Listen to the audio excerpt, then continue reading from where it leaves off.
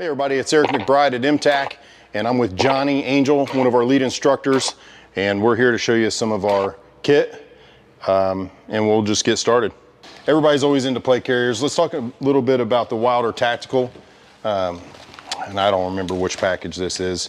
It's, anyway, what I like about it though, let's just get right into that, is they give you the inner belt, the padded inner belt that goes along with it, and they also give you the belt that's Velcro for the inner belt if you want to just go direct, which is really nice when you're in your uniform. I went ahead and got S-Tacs, Kiwi angled, 45-degree angled, mainly because the ones that came with this, they're okay. However, with the extended magazines, they tend to fall out. At least with these, they're angled a little bit. I can get to them underneath my carrier, and they don't fall out, which is good. I'm a hard case, so I'm left eye dominant, so I keep my pistol on my right side, but I shoot my rifle left-handed, so that's why the magazine's over here. It actually balances things out nicely. And of course in the rear, one of the best things about Wilder are their IFAKs. This IFAK's incredible. It comes with everything you need. The seals, the gauze, and the cat tourniquet in this compact little kit, and it comes with the belt. And I think that's been pretty revolutionary for them, is to have pre-made kits, because everybody does a slippery slope thing. They buy a bunch of stuff and then they just trade it out. And everybody has that box of holsters and pouches that they don't use anymore. They streamline it for you with what works. Inside, got the Glock 45, and I've got the TLR1 on it. Holosun 507 comp, just got that recently. It's compensated. This is the Agency Arms Sage Dynamic version of the comp on it, and the barrel. So one of my favorite guns is the Glock 45 there. And it's in a Safariland 6300 series, and on the drop legs from the Wilder Tactical series. And you run a Wilder belt too, right? Yeah, this is another Wilder Tactical. It's a fairly similar setup. My med kit is not on my belt. It's on my plate carrier when we get to that. Safariland holster. I forget the submodel on that. It's on a G-code drop. As you see, I do not have the leg strap. It's sitting high enough. I don't think it's necessary based on where it's sitting. I got handcuffs behind that, because obviously you need handcuffs if you're on any operation in SWAT or patrol. Got the dump pouch for different things, magazines, whatever, picking it up, dropping it, or even documents, just whatever fits back there, good to go. Right now it's all folded up, tucked away tight and neat. Got two places for rifle mags. This back one, I do not put a rifle mag there. That's actually where Liberty Dynamics Bang goes on SWAT operations. The reason why I don't run a magazine back here is because it actually interferes with my plate carrier. Talking about kit interference, the magazine sticks up a little bit higher and actually gets caught in between my cummerbund and my body, and I'll actually pull the magazine out and it'll be left somewhere wherever we're going if I do run a magazine there with the plate carrier on. Two pistol magazines as well. I wish it was cool like his in 45 degree. It's a little bit more efficient, but they're not. Other than that though, they do hold the mags good and they come in and out pretty easy, so good to go there. This is old. I'm not gonna pull any punches. I've had this since I was on SWAT, and that's been 7 years ago. So a lot of the stuff has been updated. The carriers are a lot lighter. The plates are awesome. I'd have updated plates in this thing. However, a lot of the things on here, you know, I think are still useful, and I'm going to keep them because I'm used to it and where they're at. So obviously the kangaroo pouch is my IFAK. Get everything in there. However, I do keep an extra tourniquet on me on the side with the shears. At the time I was on the team, that's where we kept them. Now they've moved it.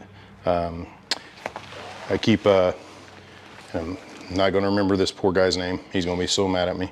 But anyway, he invented these therm cells, I believe they're called. And anyway, keep your batteries in there so you pinch it to open it and they don't just fall out, which is nice. So keep extra batteries on me. I always have side snips. They always come in handy on SWAT callouts, or at least they used to. And so I keep some side cuts there. In the other side, obviously, radio communications pouch. I usually have a knife right here, but it is not on the kit right now. These are fast mags. I've had these on here. I started using fast mags in 2009, and immediately my team leader was like, I don't think that's a good idea. Looks like they're gonna fall right out. And I said, no problem. If during training or on the obstacle course they fall out, I'll turn them around and never do it again. He said, roger that. And here they still are. They have never fallen out. Now, with that said, they do have rubber bands for tension on them, and I've also even zip tied this one. So those have worn out over the years, and I've replaced them. But they still hold a lot of tension, and I can run and operate in them just fine. Outside of that, really that's about all I've got on here. Inside of my admin pouch, just have my balaclava handy, notepad, and that's it. And then I keep a pin with a window punch right here. How about your kit?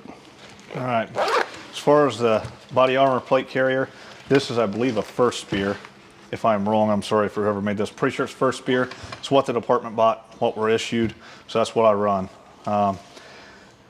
We have to run a body camera on SWAT right now, and also patrol. So there has to be a place for the body camera mount, and that's taken with my mag slots, obviously. Run 2 rifle mags on my body armor as well. As you notice, I still have that one on the belt that I talked about earlier.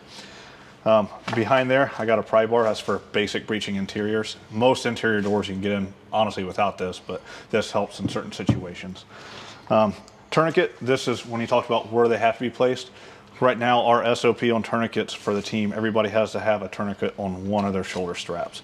So I'm right-handed, so it's on my left-hand side, so it doesn't interfere with my buttstock weld. This is for the radio. Push to talk there. It goes down to my radio pouch on the side next to my med kit. Really basic med kit on here. It's got an additional tourniquet, some shears, quick clot, things like that, and a chest seal in there. And that is pretty much it, other than my my card for what I have going on medically, stuff like that. So blood type, allergy, stuff like that. There's a card in all of our operators' stuff. So any medic tending to us can pull that card out and know what we have going on. Awesome. I'll get into my helmet. Now, this is a 3M ultralight helmet. It weighs 2.8 pounds for the entire helmet. They came out with these. I was fortunate enough to get one, and then I believe they sold those off to Avon.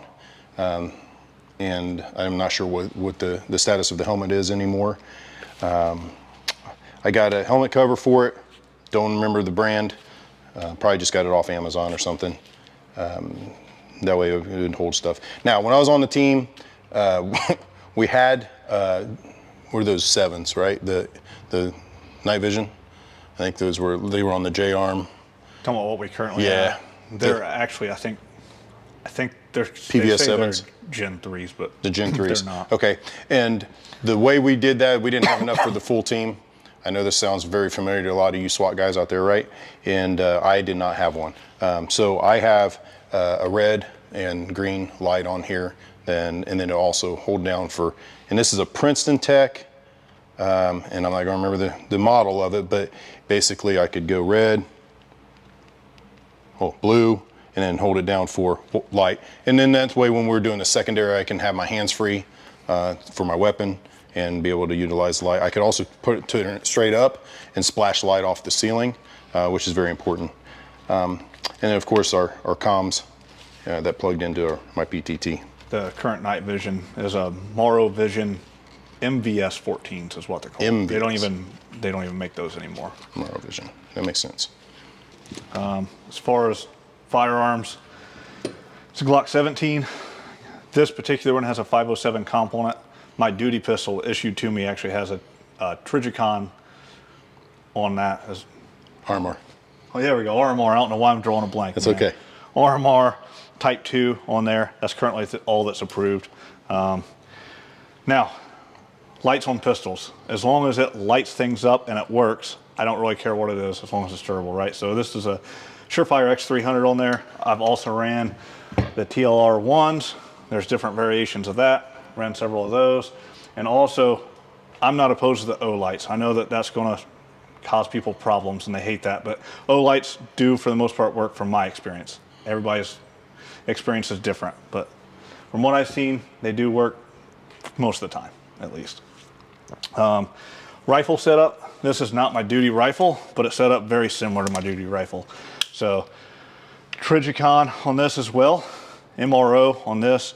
It's on a Unity Tactical riser, so that helps get on the optic when you're on gas masks or anything like that. And also it helps you stay a little bit more relaxed, so you're not cranking your neck down to get on the optic or anything like that. So run one of those. Got the Cloud Defensive Rain. This is either 2.0 or 3.0. I'm not sure which one. Looking at them, I couldn't tell the difference. Performance-wise, I actually can't tell the difference. You'd have to talk to those guys to tell you exactly what the differences are. This particular one, backup iron sights on there. These are the Imbus Pros, so they're metal. The rifle itself is Sons of Liberty Gunworks M89. So I've had pretty good luck out of this rifle so far. I don't have a ton of rounds through it, but enough to say it's reliable for sure. So sling on this. This is the Warrior Poet Society sling. This is a 2nd generation, and it has the slider on it. So it's got the slider and the bungee on this particular one, and I've liked it.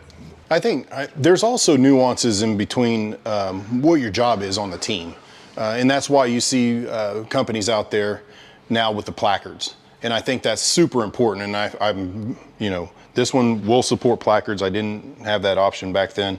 But I think that's been a really nice evolution of gear, because you can show up to a call out, and if certain people don't show up, you may be the breacher for that day. So being able to switch your placard over for a breacher kit, there's just little subtle differences.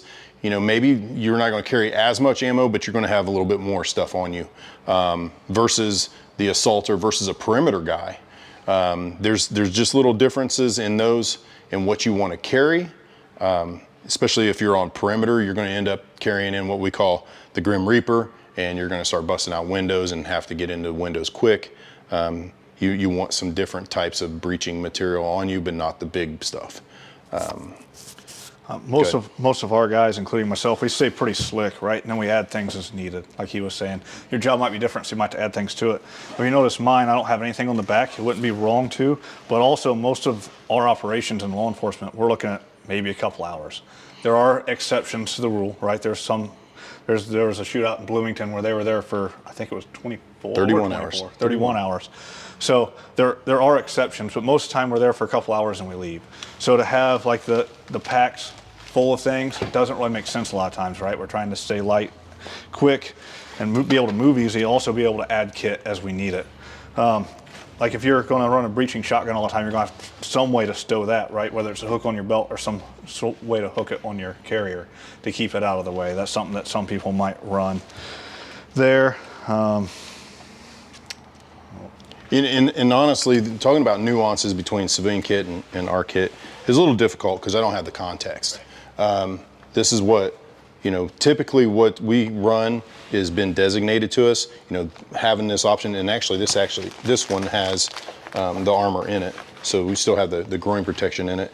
But when I first started in 2008, I mean, we had the bicep protectors, the neck protector, the groin protector, and about a 35-pound plate carrier to begin with. Or we ran steel plates that weighed 16 pounds a piece. No, maybe it was 8 pounds a piece. Anyway, they were heavy. Now I think mine are maybe 2 pounds total. We'll pull one out. They're super light anyway. And this one's light. Are they level 4 plates? This one is rated 3. This one's a 3. Yeah, mine are 4 in conjunction. So for those that don't know what that means, let me see if I can pull one out here. That means in conjunction with a level 3. I did the wrong one. Of course I did, right?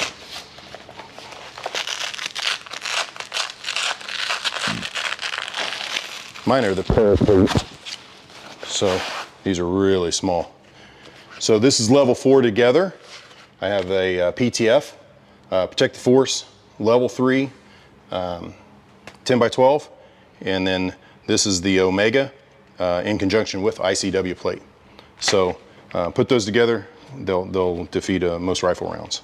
Like obviously the essentials you need for the operation, right? Like most time you're going to need a rifle and a pistol, but to say I have to have that rifle or that pistol, that's not true. So it's real easy to do it like this. Comms, our comms go down. So is that something I can live without? I've had to. The weapons, sure wouldn't want to go in without them, but most of the time we don't use them. And sometimes they malfunction, right? Correct. They malfunction. The tourniquet, I think the med kit would make me the most nervous, right? Is because that's what they're going to use on me. So I think, if an injury does occur, that's the one thing I definitely want to make sure I have on me. But then yet again, if it's active shooter and I don't have that with me, I'm It doesn't still going. matter.